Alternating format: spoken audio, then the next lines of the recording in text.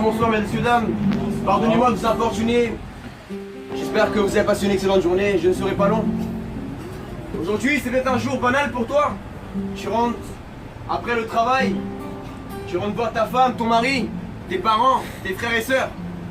Mais sache que pour Dieu, ce n'est pas une soirée banale celle-ci. C'est le soir où Dieu veut se révéler à toi. Que tu sois athée, hindouiste, bouddhiste, chrétien, juif, musulman. Sache que Dieu n'est pas un concept. Dieu n'est pas une religion. Mais la Bible dit que Dieu est amour. Et celui qui ne connaît pas l'amour ne connaît pas Dieu. Je ne sais pas qui tu es. Je ne connais pas ta vie. Mais je sais qu'un jour, tu confronteras la mort.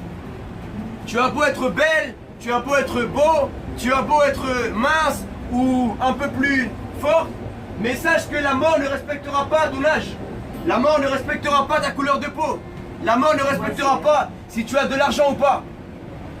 Mais la Bible dit que Jésus-Christ a vaincu la mort il y a 2000 ans. La mort n'a même pas pu le contenir. Moi qui te parle, j'étais un jeune qui me moquait de Jésus-Christ. Je ne savais même pas qui était Jésus. J'étais un jeune qui était esclave de la drogue, dépendant de la violence. Mais quand j'ai ouvert la Bible, j'ai été impacté par ce message merveilleux de l'amour de Dieu. Vous savez, les prophètes ont dit « aime ton prochain ». Mais Jésus est allé plus loin que n'importe quel prophète. Jésus a dit « pardonne ton ennemi ». Qui peut pardonner son ennemi? Qui peut pardonner l'homme qu'il a trompé avec sa femme? Qui peut pardonner la femme, sa meilleure amie qui t'a pris ton mari? Humainement, tu ne peux pas le faire.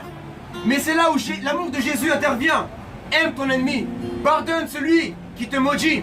Prie pour ceux qui te persécutent. Et voici le message que j'ai pour toi ce soir. Tu me diras, mais ce n'est pas le lieu, monsieur, de prêcher la parole de Dieu. J'aimerais te dire que Dieu veut te parler. Et que Dieu n'habite pas dans les églises. Dieu n'habite pas dans les mosquées. Dieu n'habite pas dans les synagogues. Dieu veut habiter dans ton cœur aujourd'hui. Voilà pourquoi la Bible dit que Dieu créa les cieux et la terre en 6 jours. Mais on ne dit pas que Dieu s'est reposé au 6e jour. On dit que Dieu s'est reposé au 7e jour, après avoir créé l'homme. Ça veut dire que lorsque Dieu a créé les animaux, la terre, les étoiles, il n'a pas trouvé un endroit pour se reposer. Mais lorsqu'il a créé l'être humain, il s'est reposé dans le cœur d'Adam. Et aujourd'hui, Dieu aimerait se reposer dans ton cœur, mon frère. Tu as ouvert ton cœur à ta copine, tu as ouvert ton cœur à ton copain, mais es-tu prêt ce soir à ouvrir ton cœur à Jésus-Christ? Jésus, c'est pour les Arabes. Jésus, c'est pour les Noirs, les Chinois, tous les peuples de la terre, mesdames et messieurs. Je vous prêche ce soir, non pas une religion, mais je vous parle du Dieu d'Israël. Je ne suis pas juif, je suis colombien. Mais je vous dis en vérité, le véritable Dieu est le Dieu d'Israël. Nous étions païens autrefois. Nous, les Latinos, les Arabes, les Noirs, les Blancs. Il y avait les druides en France, les Celtes. Certains adoraient la lune dans notre peuple, adoraient le soleil, la terre, les animaux.